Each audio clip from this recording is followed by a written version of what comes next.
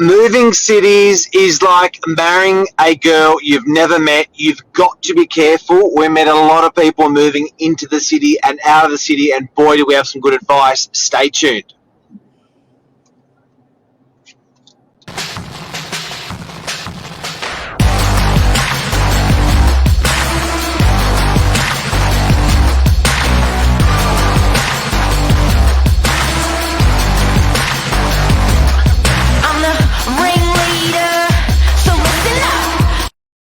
Good morning, everyone. Welcome to Morning Minutes. Myself, Michael Berger, Mark Novak, episode 547. So much this year, we've seen people moving out of areas, and a lot of people's initial reaction is sort of sell here, buy there, but there is another way. Mark used a great analogy, if you've lived, let's say, Northern Beaches and you want to go to Coffs Harbour, and let's say you've never really been to Coffs, maybe occasional weekend away, to sell your property, holiday and buy straight up there is the equivalent of marrying a girl you've never met before. Why do you say that, Mark? We've got 5,000 reasons. Dig deep in it. Good morning, everyone. Something that I think you really got to think about is you just don't know what you just don't know. And when you're exposed to something like where you live, and I said to Michael this morning, probably about 5,000 things, 10,000 things, 15,000 things about your suburb. You know probably about 5,000 things about the suburb next to your suburb and the suburb next to your suburb next to your suburb. So you don't realise so many little things like where to go to a medical centre, where to shop for this, where to go for a great walk, your little hidey holes, where to go for a bike ride, where to go for a picnic, where do you go for bread, where do you go for coffee, all of those things. There are so many things that go into a suburb that we just take for granted when we live in a suburb that we don't know about other suburbs an hour away or 12 hours away. So much so that when I was talking with you, Michael, we were saying that how many times do I know of friends that move to other cities in the world and in the country, and they end up renting a place, then they end up renting a second one or third one until they get that suburb right. Schools, which are the good schools, not the good schools, all those idiosyncrasies. There's so many things that we forget about that we must consider. There's only one way to do it properly. Yeah, and I think all of that can sort of go under that banner of local knowledge and the importance of local knowledge when it comes to basically buying a property. Because it's not like a car, or the exit costs are quite large. So you should really try and invest to get that local knowledge, and entry. Yeah, because when you think about the entry of buying a property, you're paying stamp duty, which is about 4% of the purchase price. That can be on a $2 million house, $80K. Then you got your selling costs. So the entry and exit cost could be a couple $100,000. And if you buy somewhere that it may look good for the weekend holiday, but the shops are too far away, the doctor's crap, the schools are crap, a lot of that stuff that under that local knowledge banner, you're not going to get. And it's like anything. If you go to an area and you've got friends that live there, they're just going to tell you about all the good stuff for that weekend while you're visiting. There's a lot of stuff you've got to find out for yourself. It's like when you buy a new property, you do your ingoing inspection. Let's say it's brand new, and there's stuff you don't know. That's why a defect thing is 3 months, because until you moved in, because you're not going to try that light switch under the bathroom or whatever until you've moved in. And a big thing we're seeing, rightfully or wrongfully, so a lot of people, which you love the spontaneous, or not even spontaneous, it may have been thought of for years, is to move areas. But we sort of strongly recommend rent before you buy, try before you buy, especially if you're selling an area like Northern Beaches, where we went through it yesterday in a sales meeting. In 10 years, it's had 180 to 220% growth. it's been very rewarding for people to have. Yes, you may want a different personal environment, lifestyle, but The houses. the house, you can turn your home to an investment by leaving it Northern Beaches and go rent areas, go rent 5 suburbs. Don't you reckon, Mark? Like, I had a client on the phone yesterday, and he was saying, like, just this property about 6 weeks ago, 8 weeks ago, and he was saying, mistake, shouldn't have done it. He said, I should have rented it, and I should have gone to Central Coast, and I should have tried a couple of different suburbs, maybe even a couple of different schools to get it right, then bed down and sell Sydney and buy Central Coast. So even after he'd done the sale and done the buy, has not even moved in. He's like, shit, I just, I want to be, the anxiety was just overwhelming. So I think that it's a cheap solution. Virgil, I tried this on my brother. Yeah. My brother was in Eleonora, and I was like, mate, this is 15 years ago. He had an accident, and he's like, nah, fucking, I'm out of here.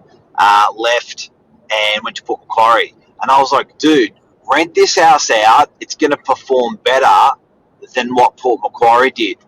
Yeah. And you don't even know where you're buying in Port Macquarie, if it's a good suburb, bad suburb. Now, he spent 10 years there. He did nail it lifestyle-wise. Obviously, property-wise, I was right. He left money on the table, because if you look at what that property's worth to what this property's worth now, the one where he went out of it, vastly different. But it's like we said yesterday, it's not all about money. It's about lifestyle. He has had a terrific lifestyle, but fortunately he landed in the right city and in the right location. Like, guys and girls, you all know in the suburb you live, there's like wicked patches, wicked good, wicked bad patches in those suburbs. The only way you could possibly know if that works or doesn't work for you is livability.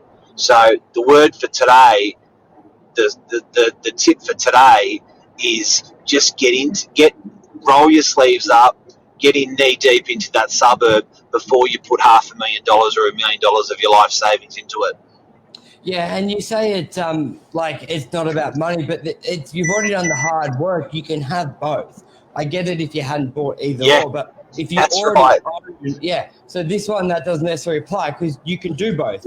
You can have happiness lifestyle, but also the money, because you've done the hard work and bought Northern Beaches, which would have been higher entry point, but also a lot better growth. So you could keep that property and go rent somewhere else. So you've got your lifestyle and you've got your investment for the money as well. So you can have both. It's just, I don't know, sometimes people, I don't know, maybe it's sentiment, ego. They don't want to rent or be a renter. Like, once you own your own, like you're an owner, I think there is a sentiment there. That's the one that got my brother. There is a sentiment there. But you've just got to put that aside, because even if you own an apartment which goes up 80%, 100%, doubles, not typically the entry point, the price point is much higher. So you've got 800K doubling, rather than, let's say, Port Macquarie, you buy something for 300 grand. Yes, it doubles, but it's 300 grand, and more than likely, the cash you cashed out of when you sold originally, you've blown as well, because we're all pretty frivolous with money. So it's a double loss. And it works. It works on the short term. It's a nice quick fix for a lifestyle change. But I urge you guys, and guys, if you've got any comments, make sure you're on the Novak Facebook account. We can answer your comments, questions live that you've got. But you don't forget that where it's the long haul we're in it for, not the short haul. So the quick fix is you change your city, you think you like it, you don't like it, you got to change and you move again. What people forget is that, how Michael, you're talking about entry costs and exit costs. So you buy a unit in Terrigal, you don't like it, and you sell that unit out of Terrigal. What people forget is that move costs you 10% of the value. Yeah. 10% of the value that you actually don't even have yet, because most of it is a mortgage to the bank. So it's not like you own the asset entirely and you're writing out 10%. You own half of the asset at best. So say, do you understand what I'm saying? So say you own a unit worth a unit worth 500,000. 10% of that is 4% is going to be stamp duty to buy it. 2% is going to be to dispose of the asset with the real estate agent. 4% is to get into an equivalent value property later. You are wiping off 10% and you only own 20% or 40% or 50% of the property. So if you only own, you're actually writing off half of the value of that property. If you've only got a 20% loan and you mess this move up because you've moved into a city that you're not sure you're moving exactly where you want to, you are going to rip up half of your deposit just in that move into a new place. Half. And the worst case scenario is people do that and then they can't afford to buy back to where they originally were or even in the new place. So the message here, try before you buy. If you already own an area that you like, and even if you don't like it, but the growth is great, leave it, rent it out, and then go move around and try and then buy.